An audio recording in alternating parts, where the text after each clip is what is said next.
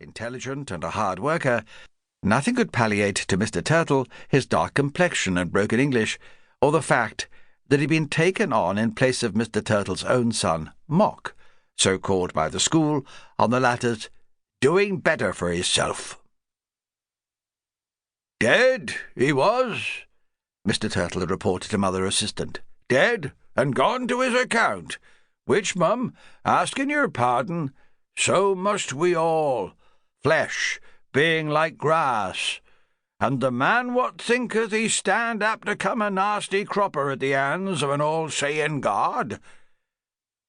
Reverend Mother's face, as she listened to this recital, had undergone certain fleeting changes. Not that she smiled or committed herself in any way, but there was a feeling somehow that if a dead body had to be found at the convent, then on top of Mr. Turtle's dump was the place where she could bear it best. Reverend Mother and Mr. Turtle had never been soulmates. Once master of the facts, Reverend Mother proceeded to the situation. "The police must be informed at once. Will you attend to that, Mother?" And, guessing from certain movements of the aquiline features what was going on in Mother Assistant's mind, she added, "I mean the ordinary police at the Harrington station. I'm afraid it's no use dialing 999 and expecting Mr. Pearson to grow on the doorstep." "Oh, no, of course not, Reverend Mother." Chief Inspector Andrew Pearson was that great luminary of the yard who had come to the Convent on the occasion of the stabbing of old Baroness Sleemer, and had shown such tact and delicacy, and handled the matter so successfully, that he was remembered as a very Bayard by the community, and was never out of its prayers. Reverend Mother knew best, of course. That went without saying. Mother Assistant professed no knowledge of the police and their elaborate etiquette, but she was a very much disappointed woman when the oracle was spoken, and she found that immediate recourse to Mr. Pearson was by no means to be had, the ordinary police. And Mother Assistant felt so sure that Mr. Pearson would want to help Harrington again.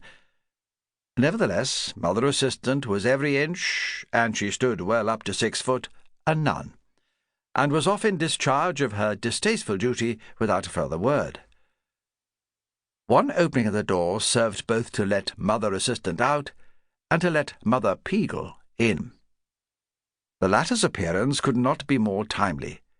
Mother Peagle was headmistress of the school, that super-sensitive organism which must always be given first place in all practical considerations. Reverend Mother, the consummate mistress of the spared word, put the facts, and Mother Peagle listened with that impassivity of countenance which long dealing with girls had perfected in her. "I understand, Reverend Mother. The children need know nothing of this. I had better put the kitchen gardens out of bounds at once. With your permission, I will go now and do so." Reverend Mother had but to incline her head, and a few minutes later a notice in Mother Peagle's blackest lettered hand was posted on the board, and the head of the school, one Miss Tequila Rohays, famous for her biceps, was under summons, as were all the blue ribbons or prefects, to wait upon Mother Peagle at recess. Hardly had Mother Peagle fixed her notice and gone her way, when a girl seemed to slip out of nowhere and stealthily approach the board. She moved with extraordinary speed and absolute silence. Mother Peagle's lettered hand was very black and large indeed. A single glance of the girl's eyes as she passed seemed sufficient, and she slipped again into invisibility. But why did she wring her hands?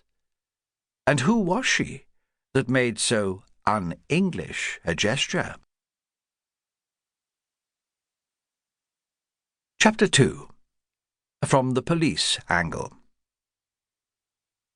It is extraordinary how different the same thing may appear from an altered point of view. The body on the dump, which appeared to the convent unmitigated misfortune, struck the police in quite a different way. There had been of late in the police area of Harrington a prolonged period of unnatural civic virtue.